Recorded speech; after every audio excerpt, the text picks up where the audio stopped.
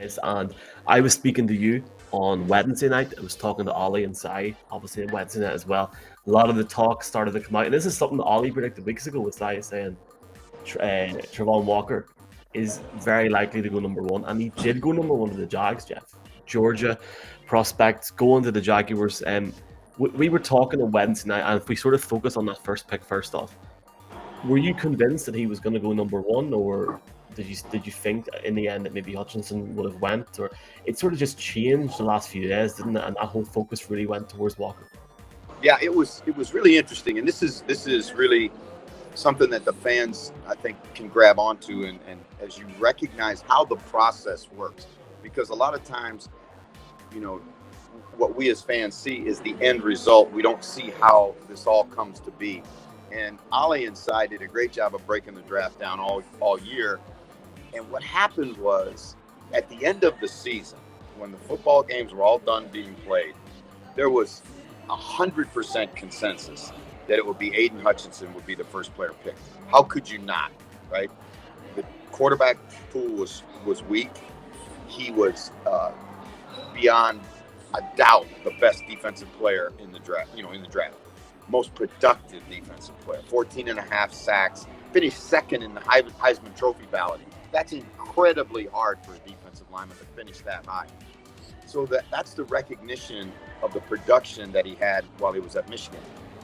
Then the process begins.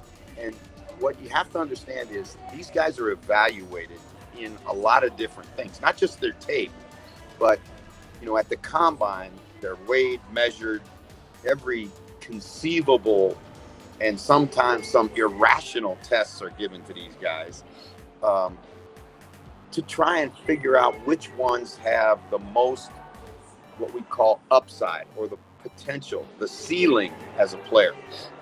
And Travon Walker, and I want to be clear about this, has had 9 sacks in 3 years as a defensive lineman, a rusher at Georgia. 9.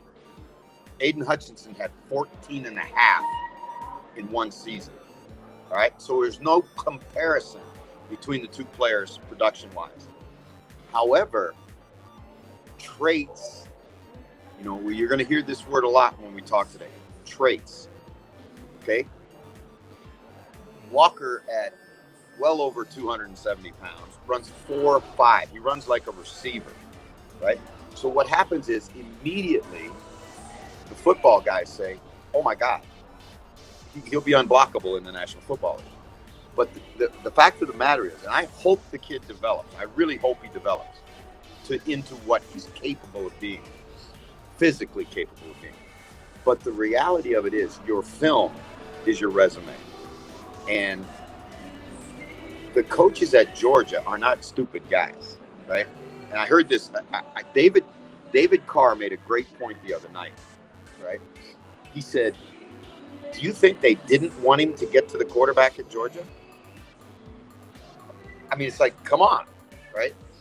And so many times, and we've seen this numerous times in the NFL, the arrogance of the coaching staffs in the NFL and the personnel people say, we'll make him a player. We'll take that wonderful piece of clay and we'll make him a player. And I'm going to say this, right? Carson Wentz is on his 3rd football team.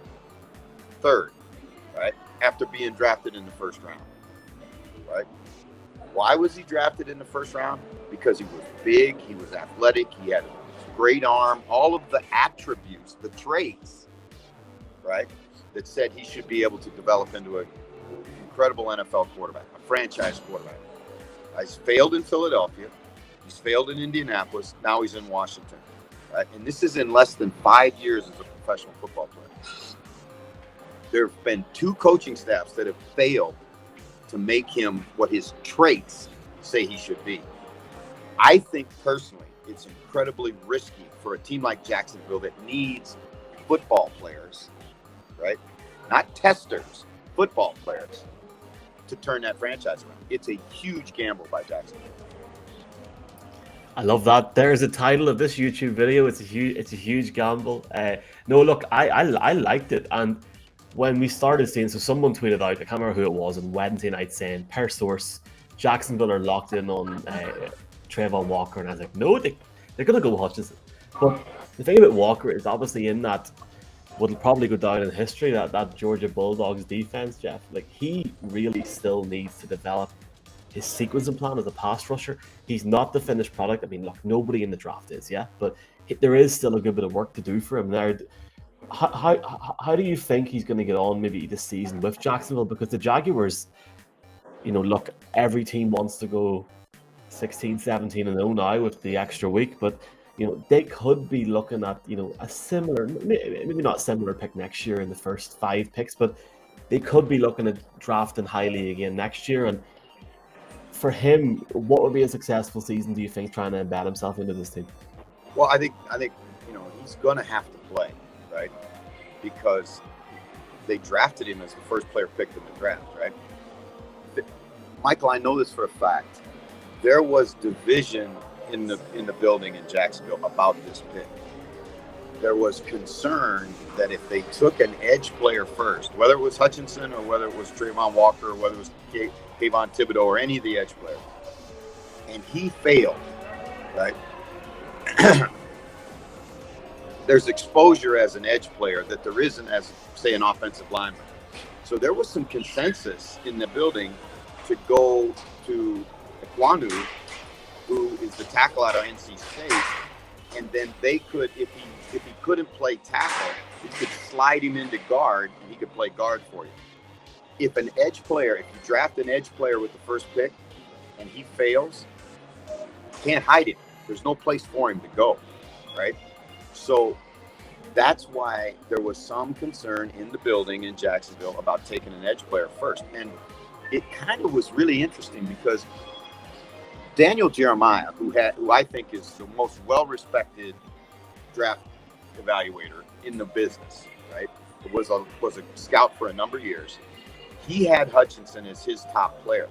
And even as late as the last week before the draft, he compared not the 40 times, he compared the short shuttle times and the explosive movement measurements of Hutchinson and Travon Walker, and Hutchinson was just as good or better in those more key statistics. Because, and again, this is what baffles me and about the combine. When in the world is Kayvon Thibodeau, Travon Walker, Hutchinson, any of those edge guys ever going to run a straight line 40 yards? It's not going to happen. They're not going to cover kicks. And even on a cover to kickoff, you got to avoid somebody at some point, right? That is an antiquated measurement that has no value in today's NFL. Or I'd say little value in today's NFL. But yet we cling to it, right? It's like in the Olympic Games. What's the glamour event? It's the 100 meters, right? Because they say that's the fastest man in the world. Well, he is in 100 meters, but it's a sexy measurement, and it's way outlived its usefulness.